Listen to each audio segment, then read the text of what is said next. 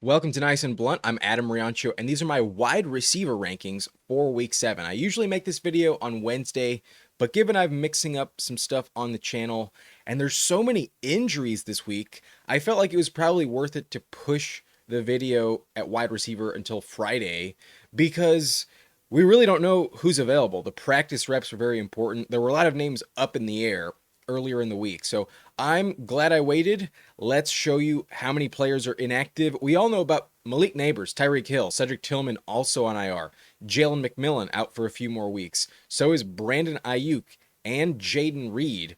But Christian Watson, not going to play, has been ruled out at Arizona. Not ready to make his debut. Chris Godwin is doubtful. Calvin Austin didn't play last night. Darius Slayton, unlikely to play. Not expecting him on the field. Puka Nacua was ruled out. Emeka Egbuka is not expected to suit up. He's questionable, assuming he will miss time. I did not rank him. Garrett Wilson of the Jets is doubtful. Terry McLaurin has already been ruled out. Ricky Pearsall not expected to play, not practicing. Josh Downs of the Colts also has a concussion. He's out. And then Calvin Ridley has also been ruled out already. Not to mention the two teams on bye, the Bills and the Ravens. Khalil Shakir, Keon Coleman, and Josh Palmer, they're on bye. So is Zay Flowers and Rashad Bateman. So that's a laundry list of names that I may have ranked on Wednesday that had to take out. At this point in time, I'm glad I waited. So I didn't forget, if you were wondering where this video was, it is here late Friday evening is when I'm recording it. So let us take a look at the matchups this week. As always, this graph shows you how many points per game every defense allows in blue. And then in red, we're looking at how many of those points are just based on yardage. I will narrow this down to just like the last 4 games starting next week, but given we have 6 games of sample size, let's stick with the season-long stats, shall we? These are the best matchups. The Cowboys remain as by far the best spot. 36 points per game on average is by far more than anyone else. However, sadly, Terry McLaurin can't capitalize. He's not going to play. And Deebo Samuel has barely practiced with a heel injury.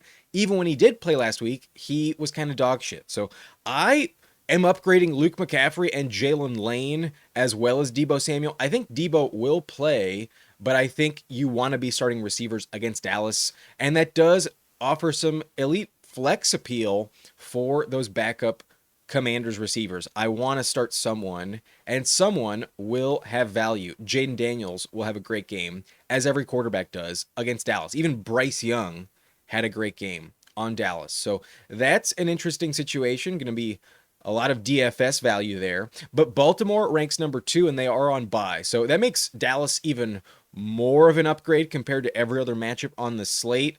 Number 3 on the list would be Detroit, and sadly, Egbuka not going to capitalize. Neither will Chris Godwin. So Mike Evans has returned to practice. I think he is a must start this week, assuming he's active Monday. And then Sterling Shepard, and I think Tez Johnson is who I would want behind him. I'm not going to go for Cameron Johnson. I think Sterling Shepard and Tez Johnson are the safer plays. Obviously, Otten will have some value as well. But Evans, definitely a must start against Detroit. The Colts have been bad at stopping receivers, and it's not just that Rams game that inflates those numbers. They've been bad all year. They rank top 4 on the season. So that means Ladd McConkey, Keenan Allen, and Quentin Johnston, one of the deepest wide receiver rooms in the NFL, should feast on the Colts. I see a big shootout here.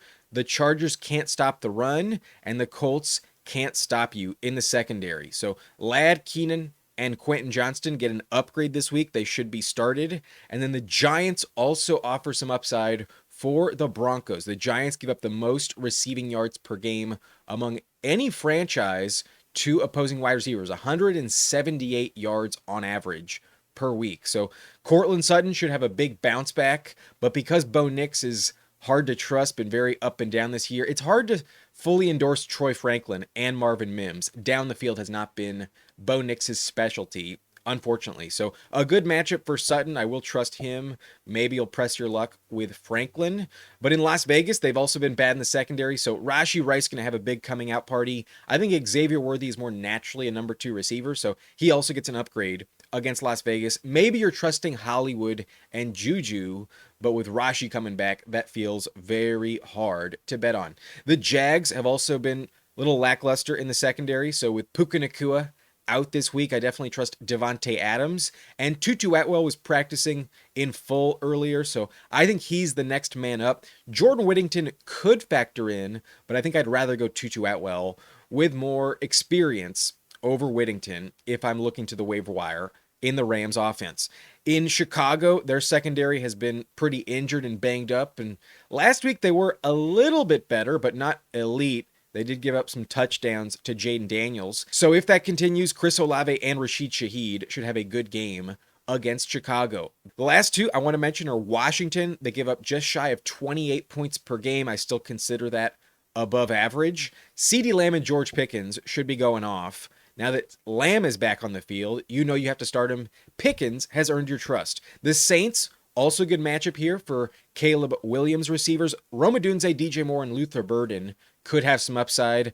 DJ Moore didn't practice on Wednesday, was in the hospital Monday night, but was full in practice on Friday. I do think DJ Moore will play.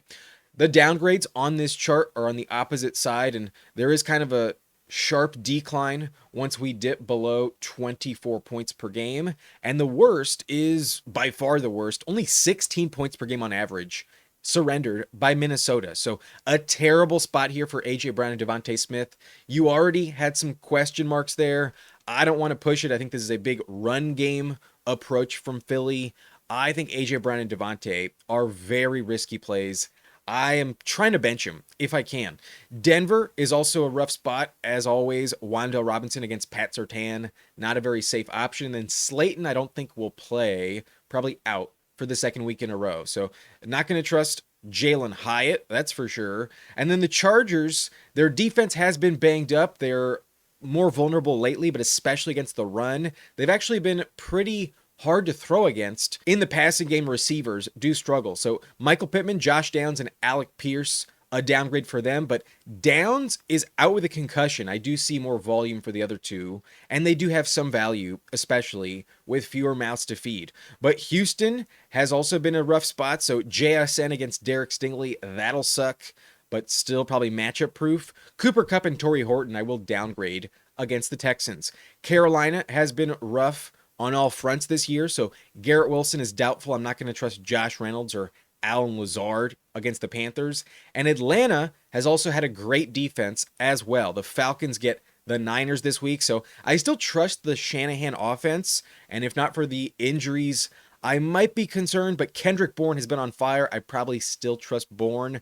Juwan Jennings and Pearsall, though, are so banged up. Not going to start them. I don't think Pearsall will be active. The Chiefs going up against the Raiders are going to put out on a clinic, and they've been elite at stopping receivers. I do not trust Jacoby Myers at all. Tre Tucker, still a really unsafe option in fantasy. Arizona also has some elite corners. They're not the best at stopping the run, but great against the pass. And I do worry about the matchup for Romeo Doubs and Matthew Golden, especially whoever draws Will Johnson. So I think Will Johnson could travel.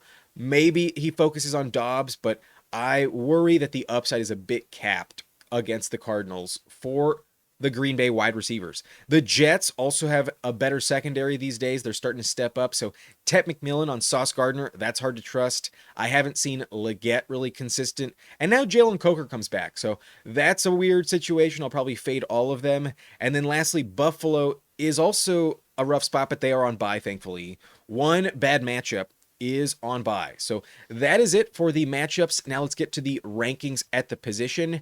Top 10 feels super obvious. I feel like if you have any of these players, there's no doubt about it, you should be starting them. They're all kind of must start. So I'm not going to go too in depth. If you have them, you know at this point they're in your lineup. The obvious names are all listed here, especially in the top tier. This week I have Justin Jefferson versus the Eagles as my number one, and he has back-to-back 100-yard games with Carson Wentz, and I do expect Wentz to get the start. McCarthy has been limited in practice this week, but Kevin O'Connell says until he's full, not going to expect him on the field. I think Wentz will get the start. It is trending in that direction. I think McCarthy will play against the Chargers and Jim Harbaugh on Thursday, but I do think Wentz gets the revenge spot against Philly. So as long as that's the case, the passing game has been good. This may be one of the last times we see Jefferson hyper productive, though, if McCarthy comes back. So Quinyon Mitchell will suit up, but he's not 100%. I'm not worried about it. I will trust Jefferson off the bye at home. I think he torches the Eagles. I will 100% be endorsing Justin Jefferson this week. He's my number one receiver against Philly. Number two, Amon-Ra St. Brown can't be discounted at all. Massive game expected here against Tampa. Primetime shootout. Huge point total expected. St. Brown will find the end zone. He's a must start. As always, don't get cute with Amon-Ra St. Brown. Number three, I have JaMarr Chase, and go and check the tape on yesterday's live stream. I did rank JaMarr Chase this high. I was fully endorsing him. I didn't expect 16 catches, but I did not trust the Steelers' veteran secondary on short rest on Thursday. JaMarr Chase was uncoverable, and that was a good call. At number three, I definitely endorsed JaMarr heading in to Thursday night. At number four, I do have Davante Adams versus Jacksonville, and Puka is not going to play. Are you really benching Adams in that scenario? Don't mess around. Adams is a lock in your lineup. He's also never played in London, so perhaps that could mean just something to him in his veteran career. Would be nice to show up for the European crowd. And they do get a bye week after this, so I don't see any limitations. They didn't travel early in the week, but given they were coming from the West Coast, I think there may have been a bigger shock to acclimate with all that travel. So I don't think it's the worst strategy. I think Adams is a must start. With no Puka, the volume will definitely be at least 10 targets. That's what I would expect. But the offense was a little lackluster last week, only 17 points against Baltimore in an elite spot. He did let me down. Wasn't as good as I thought last week. But against Jacksonville, on paper, it is an upgrade, so I won't worry about it. Adams is a must start regardless of your situation. Definitely top five with no Puka. At number five, I'm going to trust Drake London to continue his dominance. Definitely earned some must-start status in his last two games. Off the bye week, he had another 16-target performance against Buffalo. But it looks like Mooney might come back this week. I'm not worried about that, though. The matchup was terrible for Kyle Pitts, so maybe the volume comes down, but 10-plus targets feels locked in. He's 100% Michael Penix's go-to target, and I trust him. Against the Niners, this game is probably pretty high scoring. He will need to contribute. I think a touchdown is a safe bet. On his volume, he's likely going to find the end zone and crack 100 yards more often than not. Love London rest of season. I hope you held through the shoulder injury early in the year. Number six, JSN would be ranked higher if not for the matchup, but Derek Stingley is a red flag, so downgrading him a little bit. I wanted to put him top three, but against Houston, I can only put him at number six. But I think he's earning must-start status, and I think he is matchup proof. I think this is the prove-it game. If he goes off again, then he'll be locked into the top five rest of season. But because it's against Stingley, I will discredit him just a little bit at number six. He's not as good of a play as he was last week, but cannot bench him. Definitely, you would look stupid to do that right now. He is so good and just so elite. I cannot fade JSN too much. At number seven, I will go with Nico Collins at Seattle, and Nico Collins also gets a rough matchup, assuming the corners for the Seahawks do get healthy. They had three that were out last week, two of their top corners and a free safety, and we'll see what happens, but I'm still worried about this matchup. As long as one of them is active, that will be a rougher spot for Nico. And there's also some other players starting to get involved. Off the bye, I could see some of the rookies emerge a little bit. So I do trust Nico, definitely not benching him, but at number seven, I don't think he has the same value rest of season as JSN and London. I don't trust the Texans offense as much. I see very few points in this matchup, but I still trust Nico to get his. He'll probably still give you 100 yards and a touchdown. Number eight, I have CeeDee Lamb versus Washington, and if it wasn't his first week back off the ankle injury, I'd probably rank him at number one. I 100% trust CeeDee Lamb. So he'll be back above the purple line very fast. I'm glad to have him back. I drafted him in my PPR league and I was missing him.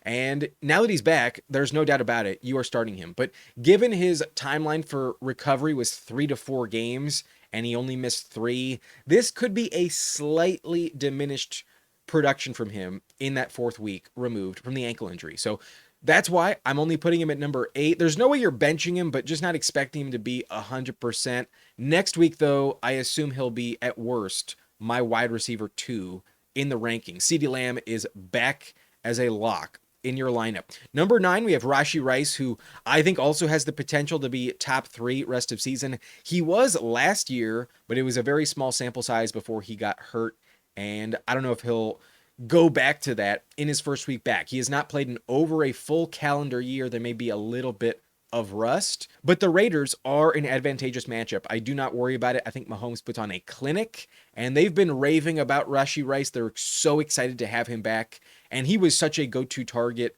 I trust him. I think he's a must start. If you held all 6 weeks, you've been waiting this long, you got to plug him in. There's no way you're benching him. Against Las Vegas, the Chiefs will announce they're back. They are 100% back now that Rashee is available. At number 10, I think we're dropping down a tier slightly. There is just a little bit more risk. But in the top 10, I still have Mike Evans at Detroit. He's still questionable.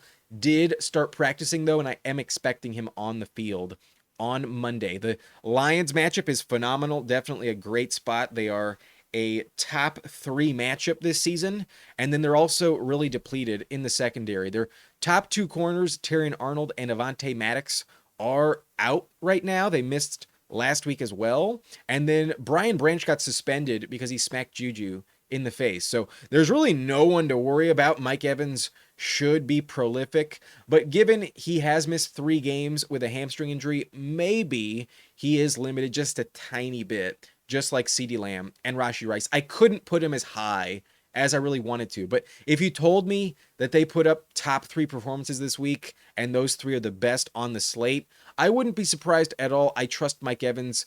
Given Egbuka went down, there is no doubt about it, you are starting Evans if you have him. So don't get cute. Automatic start. Baker is making his MVP case, and Evans will get at least like 8 targets rest of season every week. Got to start him against the Lions. This is a shootout waiting to happen.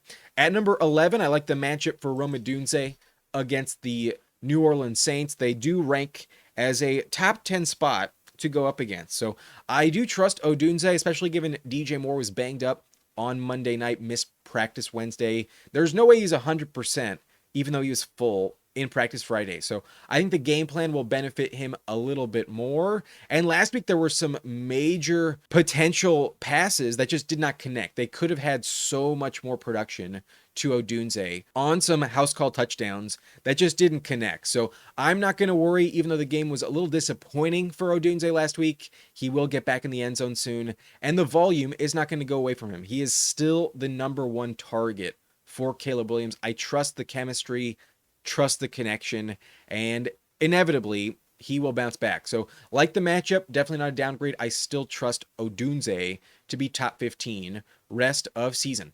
At number 12, I have Brian Thomas Jr. versus the LA Rams, and Thomas is starting to come alive. Last few games have been much better, and then now that he's scoring touchdowns, I feel more confident. So especially after the bye in week 8, I think his connection with Lawrence will be fantastic, and I think he'll get back to that elite potential we expected when we drafted him. But there's still just a little hesitation. I can't rank him top 10 yet, but the matchup against LA has been vulnerable. They have gotten torched by some good receivers, most notably AJ Brown. So I think Brian Thomas will step up. I think deep down the field he will connect. Liam Cohen, going against his former mentor Sean McVay, should have some good plays dialed up here. So I like Brian Thomas. Last week was encouraging. I'm willing to bet on his talent. I think he's too good to bench, and he's earned my trust. He's in the top 20 going forward. I don't think I'm going to be benching Brian Thomas very often rest of season. He's earned some legit trust after a couple impressive games. At 13, I have George Pickens versus Washington, who definitely doesn't have the same upside now that Lamb is returning, but he has really proven himself to be reliable. I definitely trust him to remain above Jake Ferguson in terms of the target share. And I think this game will be a shootout against Washington. Their secondary has not been impressive this season. So he will benefit. Lamb is still not fully 100%. And I do trust that Dak will continue to get him touchdowns. George Pickens has earned must-start status. I don't expect him to lose that much value just because CeeDee Lamb is returning. So in the top 15, I want to be starting George Pickens. I think he's a must-start rest of season. At 14, I have Deebo Samuel at Dallas, who is questionable with a heel injury, and that is a red flag. I'm not going to pretend like I'm not worried about it, but last week doesn't feel like it was too bad for me to dismiss Deebo in such a good matchup. I showed you on the chart, it's like overwhelmingly better than any other spot. Dallas is just so bad in the secondary. So I don't trust the Eberflus defense. I think Deebo will capitalize. And as long as he starts the game, I think he needs to be in your lineup. The matchup is just too good, despite last week kind of shitting the bed. So perhaps you're worried, but with Terry McLaurin inactive, I just have no big enough concern. I trust Deebo to get the volume, and given the Cowboys are just so bad, he'll probably be unguarded in the end zone multiple times. I think a touchdown is a very safe projection for Deebo, but maybe the heel injury is just that significant. Maybe I'm overestimating his capacity to get healthy, but I trust Jaden Daniels, and I do expect a lot of points in this game. So I would have ranked him top 5 if he wasn't injured. The matchup is just that good. I want to start receivers against Dallas. Tetairoa McMillan had his first 2 touchdowns of the season, and they were both pretty much wide open. Tet dominated. I think Deebo can do the same. Give me Deebo in the top 15. At number 15 exactly, and 16, right, back to back, I have the 2 Chargers young receivers, Ladd McConkey and Quentin Johnston. I am going to the game. We are repping Chargers gear, and I'm starting to flip my tune. Joe Alt looks like he might come back, so that'll definitely benefit the protection for Justin Herbert. With more time in the pocket, some routes can develop downfield, and I trust these 2 young guys to step up. The Colts are a top 4 matchup for receivers this season, so similar to that Rams game at SoFi, I could see a really dominant performance by Herbert and the wideouts. I don't trust Kimani Vidal to dominate like he did against Miami. So I think they'll have to throw. The Colts are going to score a lot. Jonathan Taylor will not be stopped this week.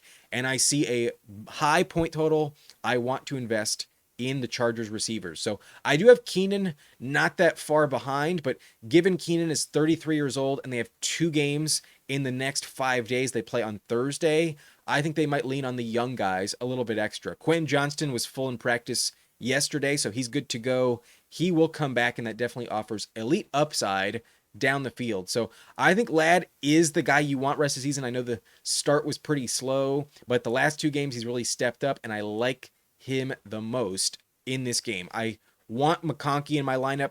I would start him above QJ and Keenan, but I have Quentin Johnston at 16 right behind him. I'm definitely starting Quentin Johnston if I have him. The upside is phenomenal in this Colts game. Definitely want both of them in my lineup. At 17, the last player in this tier is DK Metcalf, who I did tell you to start yesterday on Thursday, and it was pretty shocking that Rodgers threw 4 touchdowns all to the tight end position. So that was unfortunate. Metcalf just did not connect in the end zone. He didn't completely burn you, but not a great game like I thought. His touchdown streak was snapped, unfortunately. So that was a bummer, but he's still going to be a weekly start for me. Given Calvin Austin was also injured, it felt like a no-brainer. The Bengals defense had been shit up to this point, but they're just so bad against tight ends. Rodgers capitalized, and when Freiermuth had that big run after the catch, it was like, okay, yeah, that drive just doesn't matter for DK Metcalf. So a bummer, did let me down, but I thought the logic was sound. I would have started him based on the process. I think Metcalf was somewhat trustworthy going into last night's game. Sadly, it just didn't work out, but not going to regret it. Definitely not going to take that call back, but it was too high in hindsight. At 18, dropping down a tier, there is a little bit of risk. Last week wasn't encouraging for Courtland Sutton, but against the Giants, it is a top 5 matchup, and I do expect a good bounce back coming back home. Sauce Gardner is much more difficult than whoever the Giants will line up against him. So I would be starting Courtland Sutton, I think, in the top 20. That's relatively his floor in the ranks every week. And I would assume that Bo Nix plays better in this matchup. I trust Sean Payton at the end of the day. Touchdowns are most likely to go to Sutton in this offense. So I'm not going to panic. He typically has a safe floor. And if he gives you another 100 yards, you wouldn't be surprised at all. I'm going to write off last week's sad game just because of Sauce Gardner. I think that is the main explanation. It's possible he sucks again, but I don't fear this matchup anywhere near as much. I will still continue to roster and start Courtland Sutton. Not going to try and trade him away, not going to panic. I still consider him a bust-proof play most of the time. At number 19, we have Michael Pittman Jr. at the Chargers. And on paper, it is a downgrade. The Chargers have been good at stopping receivers on defense, but they are banged up. They are missing some pieces, and I still think Pittman is worth starting. This game is probably a shootout, and Josh Downs isn't going to suit up. He has a concussion, so no doubt about it, Pittman will be the number one target, and I do expect the touchdown odds to be much higher than last week. So going to trust him. I was tempted to drop him down like 10 spots closer to Downs this week, but if Downs isn't going to play, I don't trust anybody else to be more involved than Pittman at wide receiver. Maybe Tyler Warren and Taylor just do not share, but I think Daniel Jones has a very productive game, and I legitimately see 5 touchdowns for both offenses. I want a piece of this game. I will trust Pittman, despite this matchup stats indicating the Chargers should be faded. Number 20, Kendrick Bourne versus Atlanta has been really prolific, stepping up. And Pearsall is pretty much ruled out, not practicing. I'm not expecting Pearsall back on the field. And even though Jawan Jennings played last week, I was wrong to trust Jennings. Boy, that was a bad call. Kendrick Bourne, definitely the guy you want. Jawan has 5 broken ribs and a sprained ankle. He's trying to play through it because of his contract incentives. But as long as Kendrick Bourne is on the field, I think he's the number one wide receiver in San Fran. But undoubtedly, his chemistry with Brock Purdy is not the same as Mac Jones. They used to play in the New England system together, and Mac Jones may not be the quarterback this week. So if Purdy's the guy and Kittle comes back, that could be a big problem for Bourne. There's a chance he falls off a cliff, but I trust the Shanahan system to keep the top wideout productive. And I do trust Kendrick Bourne in that regard. I think he is the guy that you want. So I will rank him top 20. He's been so good the last 2 games. The volume has been there. I don't think it's going away. The other receivers are just so injured. I will trust Kendrick Bourne yet again. I would 100% start and endorse the Niners wide receiver 1, regardless of who that is. It sounds strange, but Kendrick Bourne is the guy. Got to start him based on his production last few matchups. At 21, though, here is where I rank Keenan Allen, and I told you it wasn't far behind Ladd and QJ. I still want to be starting all 3 Chargers wideouts, but they have 2 games in 5 days. They play again on Thursday, and I'm not dying to force it with Keenan Allen. I think he might be held back just a little bit given his age in prep for the Thursday night game. They do not want to push it. They cannot afford to lose him. He is 33 after all. So I think from a wise game plan standpoint, hold off on Keenan just a tiny bit. He's still a very reliable high-end flex play, low-end wide receiver 2. He's a reliable target and probably still scores a touchdown. But I think the upside is higher for Ladd and Quentin Johnston. But I'm not telling you to bench him. At 21, Keenan is definitely a player I want in my lineup. I am fully endorsing Keenan, just not as much as Ladd and Quentin. At 22, I have Jameson Williams versus Tampa Bay, and we are in store for a pretty big shootout. So despite some massive risk with JMO, I think this is a game where you want to be betting on Jared Goff to throw multiple touchdowns. I think Goff could have 3 or 4 in this matchup Monday. So love the spot. The Bucs defense has been pretty vulnerable this year. Not expecting them to stop Jared Goff. And you know that JMO can score from anywhere. So because of that upside, I want to bet on the touchdowns. I think it'll click. And last week, it also hit. So in these marquee matchups, I don't think the run game is going to be the focal point. The Bucs know how to stop the run. I think they need to throw to keep up with Baker. So like JMO this week, definitely trusting Amon-Ra, of course, but I do want as many pieces as I can in this matchup. I want JMO in the lineup. There's always some risk, but the upside is too good to pass up. I think 20-point potential is not a bad bet against the Bucks. At 23, I have Jordan Addison versus Philadelphia, and I kind of consider him on equal footing as J-Mo in general. You're hoping for a deep shot touchdown. It can always happen. However, it is kind of dependent on the quarterback. This rank is assuming that Carson Wentz is indeed the starter. As of this taping, that is my assumption for Sunday. So I would lower him for sure if JJ McCarthy does get the start. But against the Eagles, I think they'll be too focused on Jefferson, and I think Wentz will have a good opportunity at some point or other. They'll take their shots down the field, and Addison can definitely put up 100 plus yards on like just 4 catches. So I wouldn't be shocked if he has an amazing game. I love his upside. And at this point, given all the injuries at the position, why not chase that 20-point ceiling? The floor should be there as well. Addison is important to this offense, and the matchup's terrible for TJ Hawkinson. So somebody else has to step up other than Jefferson. I love the passing game for Wentz this week. He has eclipsed 300 yards in this offense multiple times. I like Addison in the top 25. I am telling you to start him. It's worth the upside. Not much risk, in my opinion. At 24, Marvin Harrison Jr. always has a little bit of risk to let you down, but he has cleared the concussion protocol. So he gets the Packers at home this week. I could see some high scoring potential as the Packers play indoors and usually put up points.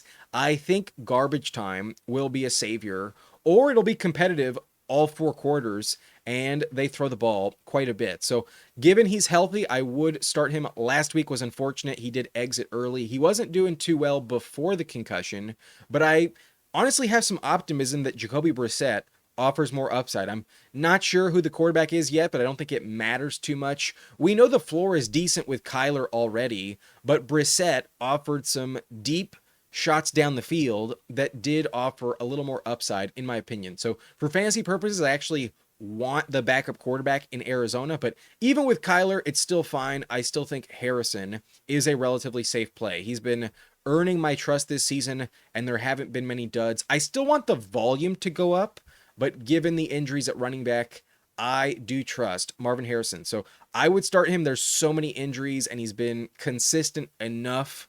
Last week, I'm throwing out, given the concussion. He's active. I will play him. I think he bounces back against the Packers. I think they need to score, and I think they will.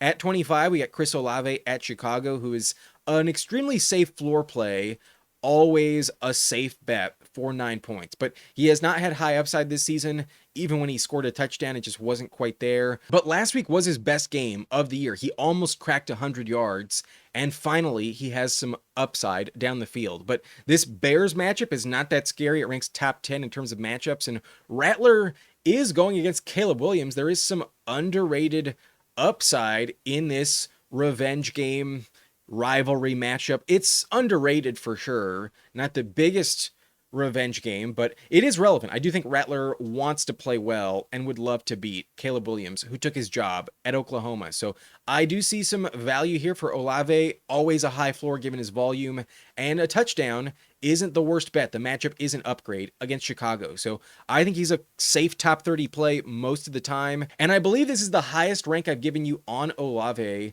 other than just 1 week where I ranked him top 20. Otherwise, I'm generally low on Olave, but this week the floor is very safe. The upside is there. I like his value. I think in the top 25, I would start Chris Olave if I had him. Feels like a very safe option in the lineup.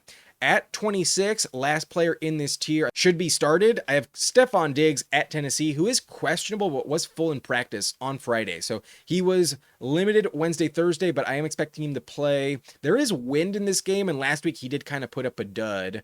However, Kayshon Boutte and Pop Douglas did pop off with some deep shot touchdowns. So when that happens, the offense doesn't get spread around as much. The second half was dog shit for New England. That was weird, but Diggs should probably bounce back as the number 1 target for Drake May pretty soon. So I'm not going to panic just off of one bad game. It happens to everyone, and I do think Diggs should remain in your lineup. He's been reliable, especially the 2 previous games. He cracked 100 yards twice. So I'll go back to him. The L'Jarius Sneed matchup isn't great, not ideal, but I don't think it's the scariest one you can find. The wind is mainly the biggest red flag that could limit the offense, but it's nowhere near as windy as the Browns-Dolphins game. It's not as strong. And under 20 miles per hour, I'm not going to worry about it too much. I still think they'll pass the ball effectively. So give me Diggs as a top 30 play. Above this tier break, I would start him in most formats. But I did tell you to start T. Higgins last night. I have him at wide receiver 27. And yesterday he was 28, but I removed Terry McLaurin, so everyone moves up behind Terry, who I had top 20 previously. So T. Higgins, I did endorse last night. I was a little worried about some of the risk, but given his production against Pittsburgh, I believed in the upside. And Flacco gives the offense a lot of life. It was phenomenal. He almost had a second touchdown, but sliding to seal the game was the smart, correct play. I don't blame him. But in fantasy, that would have been nice. An extra 7 or so points always does help, but not going to complain with his 18 points last night. Very, very good game from T. Higgins, and I'm happy to get that out of him. It's good to know he is a good bet moving forward with Flacco under center. That's definitely encouraging. In good matchups, I want to start T. Higgins. Last night was a good matchup, and I was correct, but he's probably going to finish much higher than wide receiver 27. He had been a bit inconsistent, though. I think it's fair to not put him higher. I had him in the top 30. I was telling you to start T. Higgins. At 28, I'm also telling you to start Xavier Worthy, one of my favorite flex plays beyond the top 25. But there is some risk. It's a crowded offense. Rashee Rice comes back, and Hollywood, Juju, and Tyquan Thornton aren't going to disappear. But Worthy is more naturally a number 2 receiver, and I still think he will get open. I expect some deep shots down the field. His speed can definitely offer elite upside, and he will be on display sooner or later. So he needs a touchdown. You could get burned without it, but he always has 20-point upside. Just like T. Higgins, I want him in the lineup. I think this is a very high passing game, and Mahomes should play phenomenally well against Las Vegas. He usually steps up, and I think they're going to showcase their playbook. They will have some good trick plays that most likely involve Xavier Worthy's speed. So want him in the lineup, definitely top 30, but there is some risk given how crowded it is. It's getting more crowded with Rashee Rice coming back to Kansas City. At 29, I have Sterling Shepard at Detroit, and it sounds strange to rank him this high, but if you're telling me Egbuka isn't healthy and Evans is only just coming back from his hamstring injury, not 100%, I want another bet in the Bucks passing game. It can't just all go to Cade Otton and Mike Evans. So Shepard is my preferred plug and play. I picked him up off the waiver wire in the subscriber league because I have Egbuka and I need someone to start. I think Shepard will have a very safe floor. And if you're telling me Baker throws 4 touchdowns in a Monday night shootout, I wouldn't be shocked. I want to trust that the MVP will put up touchdowns. So he has chemistry dating back to college with Baker. Shepard will have a decent floor. I think 6 or 7 targets is a safe bet for Shepard. So the best floor play beyond Evans in the passing game, maybe Tez Johnson does have higher upside, but I'd rather bet on the floor with Shepard. I want a second Bucks wideout in my lineup, and in the flex, I think Shepard is really, really tempting. A very valuable play. Top 30 in my ranks at Detroit. Number 30, we got Tetairoa McMillan at the Jets, and Tet had an elite matchup last week, did capitalize with 2 touchdowns, his first 2 of his career. But honestly, it was kind of underwhelming. I thought there would be a lot more yardage against Dallas. So with Jalen Coker coming back and Tet going against Sauce Gardner, I'm not dying to push it. I am downgrading him significantly, but there are so many injuries, he would rank much lower if not for that factor. So I don't want to put him in the lineup, but I think you kind of have to. To rank him behind Sterling Shepard is pretty telling that I'm not that excited to do it. But in the top 30, I am telling you to start him. He is in my start tier of flex play nonetheless, but probably safe enough given his status as the top wideout in Carolina. I think he'll be fine from a volume standpoint, but I could see Gardner really shut him down. Similar to Courtland Sutton last week, he's definitely not matchup proof, and this is a bad matchup. At 31 and 32, I have the 2 Packers receivers, Romeo Doubs and Matthew Golden, and I would prefer Romeo Doubs this week. I think he's a little bit safer, did have more targets last week, but Golden was better down the field. At Arizona, though, it's a tough matchup. The Cardinals are good at stopping wide receivers, but not tight ends. So I think Kraft is going to dominate. He may not share, especially given Jacobs has a good matchup. I could see some rough outings for the Packers wideouts, but I think the upside is there. Love could turn this into a shootout. He usually plays a lot better indoors, and the Cardinals have a dome stadium. So I like the upside here. I could see multiple touchdowns available in the passing game, and I think one of these guys will score. I think this week it's going to be Dobbs, but maybe Will Johnson will shadow him and definitely cap his upside.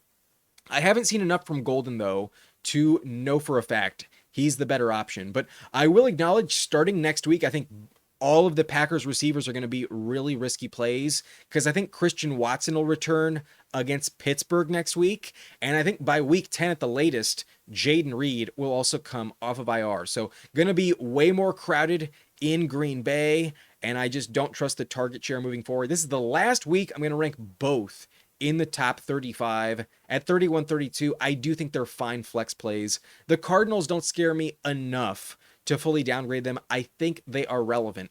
Given all the players injured, I do like betting on Matt LaFleur and that Packers offense. It does have some value, and it can't all go to Tucker Kraft. So I prefer Dobbs, but I think the touchdown is just slightly in his favor. Golden could definitely have the better game. Wouldn't shock me at all. At 33-34, I have another pair of teammates. Devontae Smith and A.J. Brown are the last players in this tier. The last guys I'm trying to fit into my lineup at flex if I have to. But the matchup is terrible. The Vikings I mentioned are the worst matchup on the slate, allowing barely 16 points per game to opposing wide receiver groups. So it's not 16 points for just one player. It's 16 points for them to split, and who knows, Jahan Dotson could be a problem too. So not excited here at all. I do not like the game script in the passing game at all. I think they have to run the ball in order to beat Minnesota. And the Vikings are also much more vulnerable to tight ends. So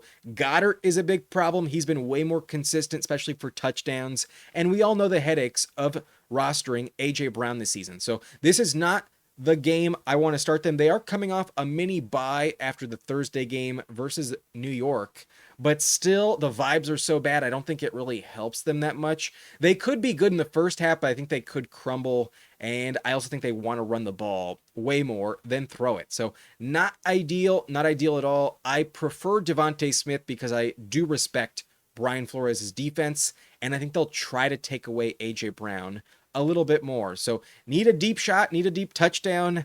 I'm not convinced it hits, but they are so talented at the end of the day. I can't rank them outside the top 40. I keep them above the tier break because to fully endorse benching them doesn't feel like the wisest move. It would be disregarding their elite upside. They could still pop off for a massive game. And I do see a lot of offense, but hopefully Hurts does throw it enough. I'm really worried that doesn't happen, though. There's a lot of risk for any receiver against Minnesota, let alone what we've gotten from A.J. Brown and Devontae this year. A lot of risk. It's probably not worth it. But in the top 34, the last players I would flex with some confidence. Beyond this point, I think we're just chasing upside. I think the injuries really deplete the position. And if you have a lot of depth, be grateful for it. Some of us do not. And don't get too picky rest of the way. But at 35, I'm willing to bet that somebody steps up without Puka Nacua. And Tutu Atwell has the most experience in this offense. He also is a deep shot waiting to happen. He can give you 70 yards on one play. And that's where I'm willing to take a shot with Tutu Atwell. I'd rather go Sterling Shepard off the waiver wire, but I also really like Tutu Atwell. He only has 1 week value, though. They have a bye after this, and once Puka's back, no way you're starting or rostering Tutu Atwell. But versus the Jags, it could be a high-scoring game. The Rams have played well in overseas games, so I want to trust somebody other than Adams. Definitely give me Tutu over Whittington, but it's possible that's incorrect. It's possible Tutu only is a gadget guy, and Whittington may get the volume in the check down department. But I think Atwell will see like 7-8 targets this week. I think the upside's pretty high, and the floor isn't bad, but needs a touchdown. Good luck with that. Could definitely burn you. Absolutely, you need some good luck. But Tutu, not a bad bet for some upside. At 36, Rashid Shaheed is always kind of an upside swing, but his floor hasn't been atrocious this year. He usually guarantees you at least 6 points. So while yes, that's really disappointing, if it happens, you never really expect elite games from Shaheed. You're just hoping for a deep shot. And against Chicago, I could see Rattler really step up against Caleb Williams. So the underrated revenge spot there for Rattler, kind of a weird rivalry, but I'm willing to somewhat endorse it. And Shaheed has had a 20-point game this season. It's dependent on a deep shot, but even if it doesn't click, if you wind up with 6 points, I think that's kind of hard to guarantee with the remaining names on the slate. So you could do far worse. The upside, I think, is worth it. 15 points is not egregious. He does have 2 with at least 13 this year. So good luck with Shaheed, but I like the upside proposition. I don't hate this matchup. Chicago is an upgrade. It does rank top 10. Like Shaheed's upside, but obviously some risk involved. Just like Tutu, good luck. If you get more than 7 points, it's most likely going to be more than 12. At 37, I have Alec Pierce at the Chargers, and the matchup is bad. The Chargers have a good secondary this year, but Josh Downs has been ruled inactive with a concussion. So somebody has to step up. It can't all go to Pittman. And Pierce has been productive. He has multiple games with 6 targets this year. Last week, he had 2 catches for 48 yards, so they do like to take some shots down the field. He also has multiple games with over 67 yards as well. So he hasn't played that much, only 4 games in 6 opportunities this year, but does factor in. And given A.D. Mitchell fumbled last time they played at SoFi while Alec Pierce was out with a concussion, I could see that role pivot in his favor. There is some very interesting upside. Pierce will get some shots down the field. So he's an underrated athlete. As long as Downs is out, I do think the Colts have value. In the receiving room, they do have good options overall. So need a touchdown, but could happen. I think in terms of yardage, you'll at least bank 50, 60 yards from Alec Pierce. You could get a big touchdown as well. The upside is pretty tempting. I think he's top 40, but at 37 does feel kind of risky to press your luck with Alec Pierce. But shockingly, I'd rather go Alec Pierce than DJ Moore.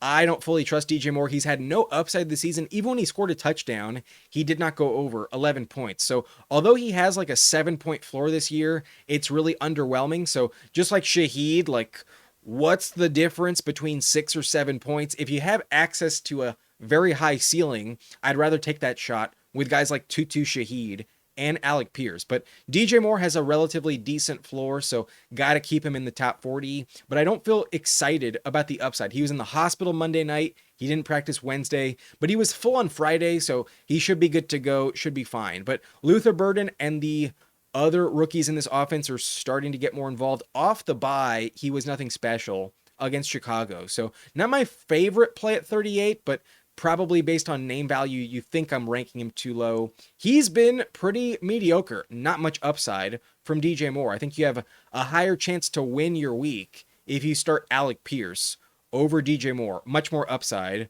with those names, 3 spots above him.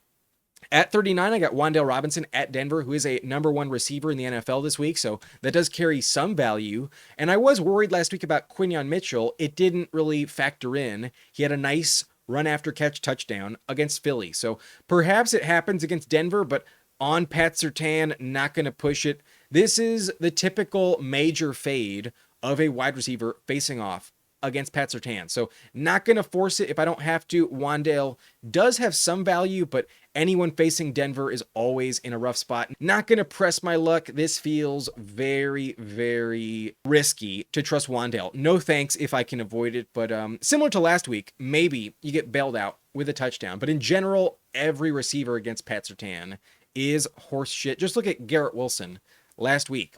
At 40, I have Elic Ayomanor versus New England, and Ridley is not going to play. So another #1 receiver, but assuming Ayomanor is the guy, I'm worried about Christian Gonzalez. That is the key in this matchup. If the wind isn't going to hold them back, then Gonzalez is the shadow coverage you want to avoid. But last week, Van Jefferson did see the most targets. So perhaps that's the guy that they will put on Christian Gonzalez. I could be wrong. It could be Ayomanor, but given his touchdowns this year, I think he has the highest upside. In terms of roster value rest of season, I'd rather pick up Ayomanor than Van Jefferson to replace Ridley. But Cam Ward has been asked this year. The wind will factor in. It should be a rough game. I'm not dying to trust the Tennessee wide receiver 1. It doesn't feel like a safe bet at all against Christian Gonzalez, but there is upside. I could see a touchdown. They will play their ass off. Usually teams that fire their head coach do play well with the interim immediately after. I could see a bump for this offense, but they haven't shown up yet. Feels weird to trust them if they have no track record of success. At 41, Tre Tucker at Kansas City, probably gonna get the worst matchup you could find because the Chiefs really lock up number 1 receivers, and I'm not expecting Jakobi Meyers to suit up. He was limited on Friday but didn't practice Wednesday or Thursday. So Jakobi is a major liability in your lineup. So not going to start him. I think Tre Tucker has been even more reliable lately anyways. So I'd rather go Tucker than Jakobi straight up. But against the Chiefs, not going to push my luck. They're a really bad matchup. And if you get Trent McDuffie on Tre Tucker, then fuck that. That's a nightmare. So a bad matchup similar to WanDale and Ayomanor. Cannot rank him any higher, but Tucker has been somewhat viable, and the Raiders always play up when they face the Chiefs. There is some upside here, but the Chiefs have looked so good. I think they put on a clinic. I will pass on the Raiders pass catchers, and Bowers might not play. So Tucker could get double teamed. I have no desire to start a Raiders wideout. No thanks on Tre Tucker. If I can bench him, I will. At 42, I'm going to bench Jauan Jennings if I can. Last week was way too disappointing, and I was dead wrong on Jauan Jennings. I did endorse him as a good start. I was way off base. He is too banged up to trust. So Kendrick Bourne is the guy you want. Pearsall is out, and when Pearsall comes back, there's also a chance that Ayuk returns. Jauan has little value rest of season. I'm not excited. If these injuries persist, they probably get aggravated and he probably misses time consistently. So with Kittle returning, it's just really bad vibes, but he does have better chemistry with Purdy than Mac Jones. That could be a reason why Kendrick Bourne did outpace him for targets, but he's not fully healthy. He has 5 cracked ribs and a sprained ankle. I just don't want to trust a player injured like that. So there is some upside in the Niners offense. There always is, but last week was so bad. I'm going to avoid it knowing that Kittle is coming back. It just feels like way too risky of a bet. I'd only trust Kendrick Bourne at receiver in San Francisco.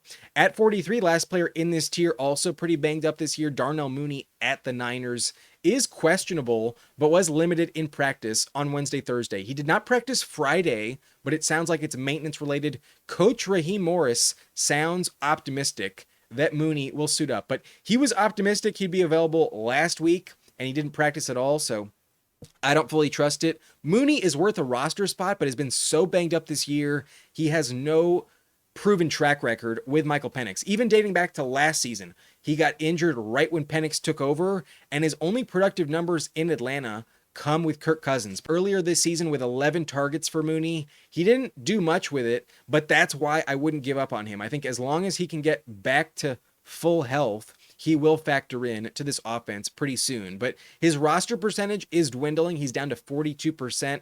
And given the injury statuses, I understand not rostering him at all. But I think as a stash rest of season, I do think he has value. I would probably keep him on the bench if I could get him. But I get it. Very unsafe play. He might not even be available this week, so I can't rank him top 40. I would bench Mooney if I had him. This is a wait and see mode given his injuries.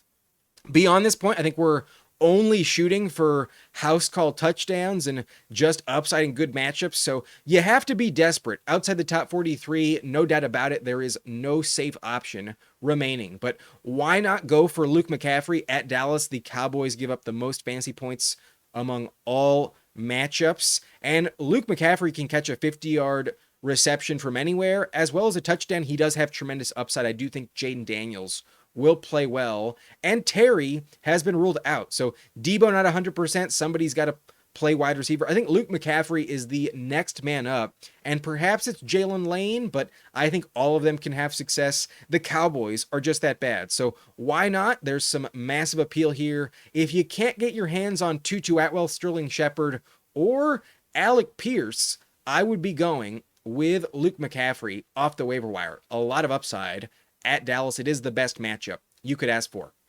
Number 45, Kayshon Boutte at Tennessee. Wind is a factor here, and last week's production feels like a bit of a fluke, but perhaps it'll persist. Diggs is not 100%, so I do like the connection that is developing with Drake May. Even last year, Boutte wasn't bad to close out the season with Drake May. They do trust each other a decent amount. So Boutte does have appeal, but not dying to force him into the lineup if I don't have to. I don't think those touchdowns will hit too often. So a bit unrepeatable, but definitely something I don't want to dismiss.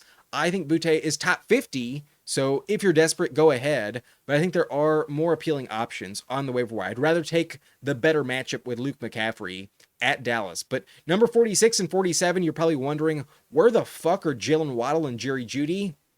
I'm avoiding this matchup entirely. The wind is a big ass problem. It is reported that it could exceed 40 to 50 miles per hour in terms of gust speed. So not going to trust the passing game. I see very few pass attempts in general. And it's not like the Browns defense is a joke. They have good corners. They have good personnel all across the board. I think Tua's going to have a dog shit game, and I don't want to test the bad Cleveland weather. So no chance I'm starting either guy. If you want to go for it, be my guest. But if I am facing off against someone who starts Waddle or Jeudy, I like my chances a lot. I am not excited at all to bet on volume in this gross weather game. There's not just a ton of wind, there's also a lot of rain.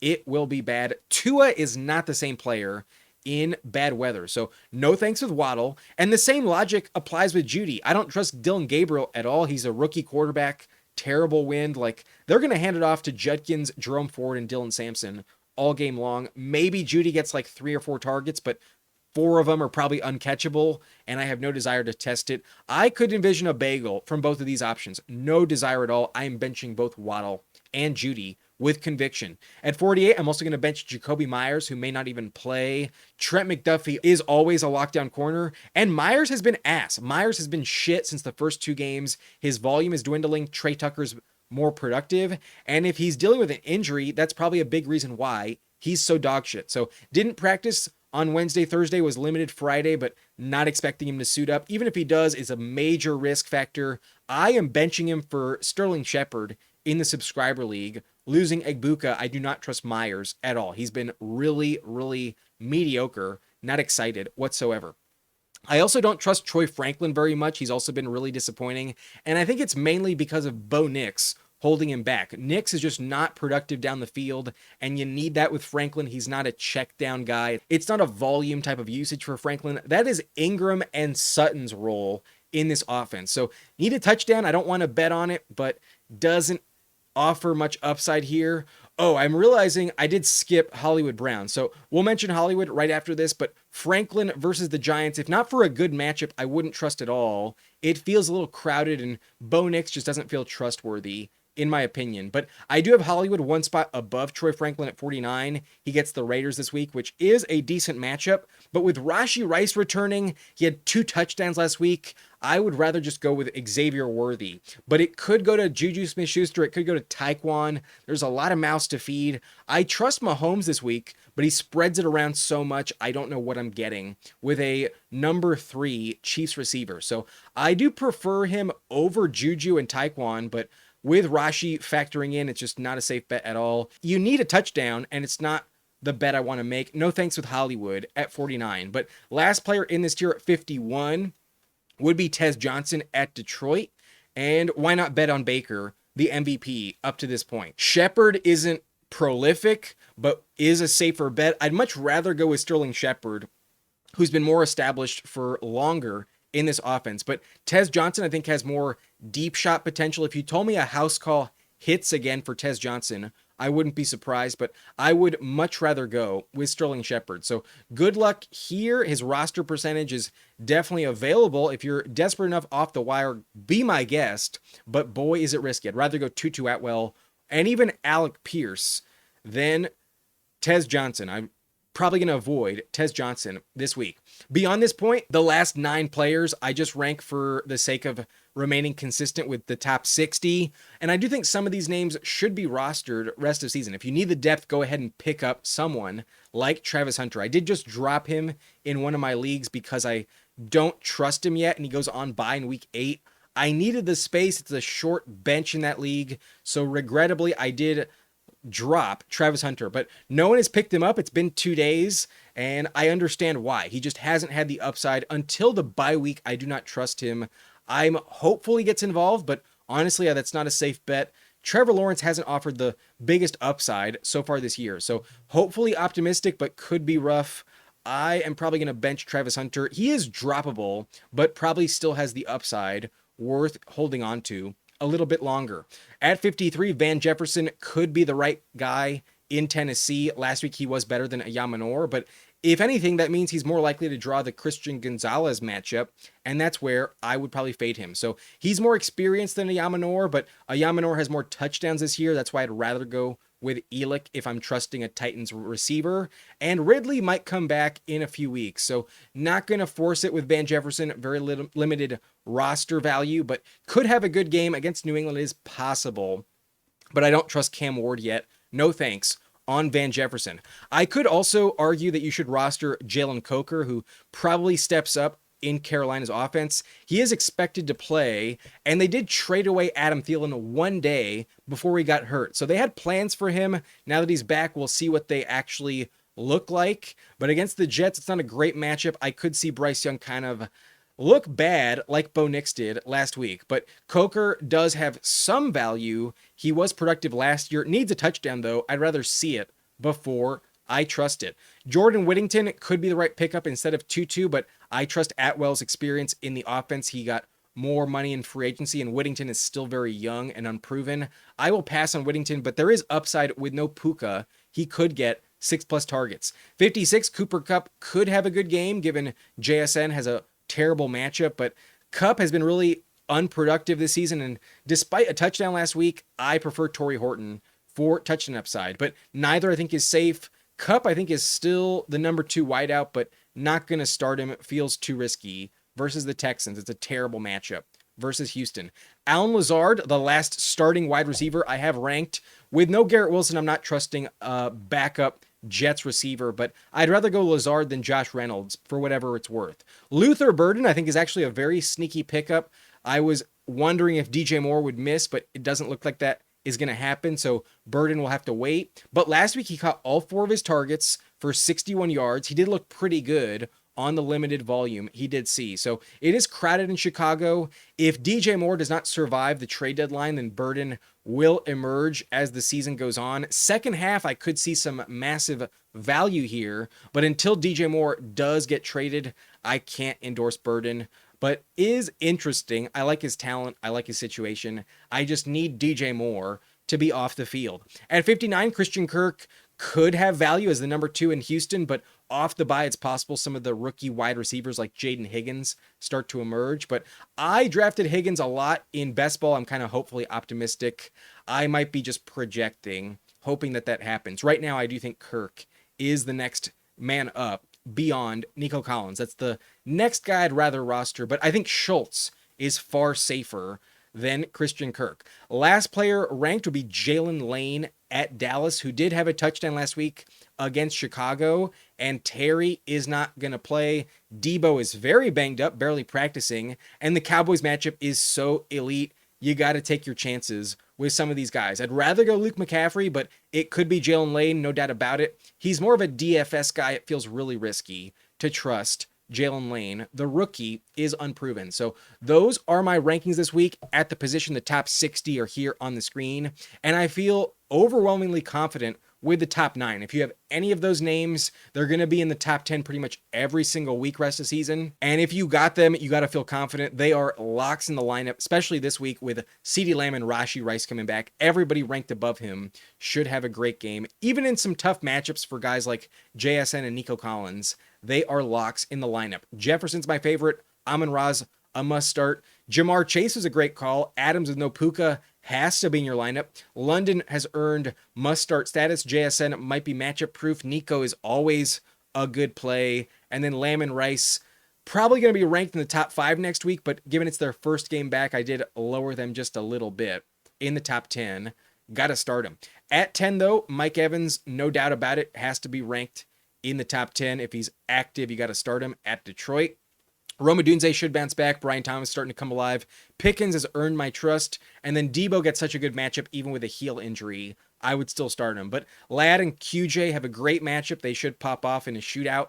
Metcalf did disappoint, but all those players in the top 17, I think, were must-starts in this matchup this week. Courtland Sutton had a rough game last week, so he does drop down a tier, but at 18, a still must-start in the top 20.